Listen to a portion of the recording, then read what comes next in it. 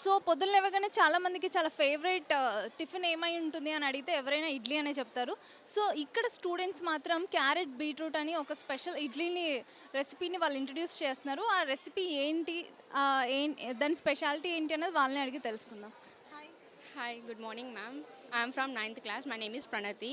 We make carrot and beetroot idli. It is a special in North Indian and South Indian street food. So most of the peoples like idli. So morning they will eat the idli though. So we are prepared this. Carrot and beat. Yes, We have the board also. MRP 20 rupees. two pieces.